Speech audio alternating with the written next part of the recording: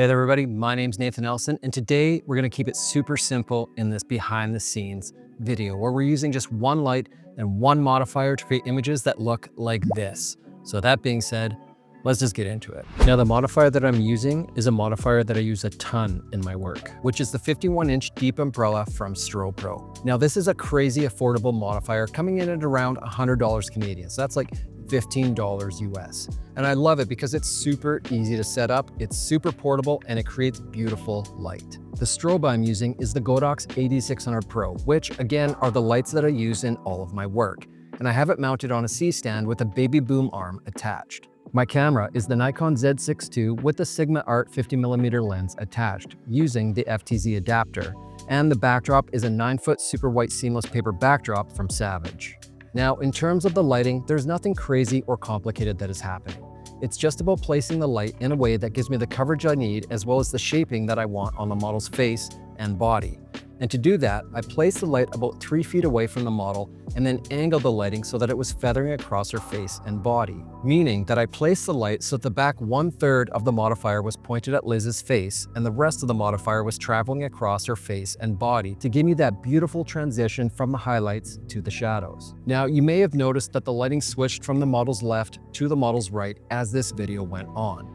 And that was because when I asked Liz to sit on the floor, she naturally gravitated to sitting in a way where the lighting would look better coming from the opposite side. And I always like to work within what feels natural to the model's body when they're posing rather than asking her to change her position. So I simply shifted my lighting to work with what she was already doing. And I think a lot of photographers fail to pay attention to what their models are doing with their body. And instead they try to force the models to work within the light that they've created.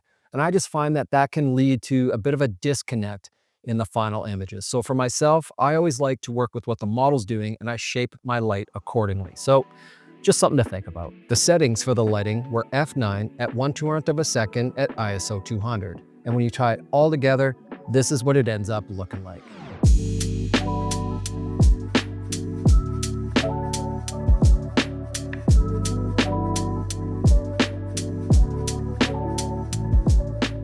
Now, I did get a bunch of messages from you guys on Instagram when I originally posted these images about the coloring. So we're gonna jump into Capture One. I'm gonna show you how I color graded these images. All right, so here we are in Capture One, and this is the image straight out of camera. Now, it is a raw image, so I am going to tone it a little bit. So I came down, added a little bit of an adjustment layer on my curves, messed with the shadows and the highlights, and you end up with an image that looks like this. Now from here, this is where we can end up starting our color grade. So I'm gonna come up into my styles and I'm gonna come down to my Capture One version 5 styles and I'm gonna select the second style. I'm gonna right click on that.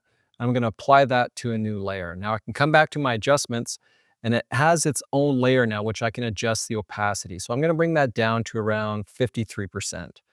Then I'm gonna come up into my styles again. I'm gonna select the version 1 here, color grade only. I'm going to right click on that and again apply that to a new layer.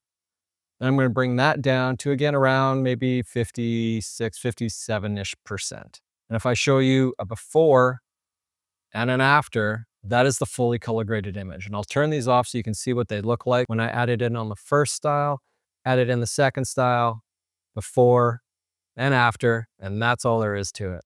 And that sums up the color grading. Now, I did retouch all of these images using Evoto AI, but I do have another video coming up very soon about how I use Evoto in my workflow, so I'm not gonna get into it right now. But with that being said, thank you guys so much for being here. I appreciate you, and I'll see you in the next video. Cheers.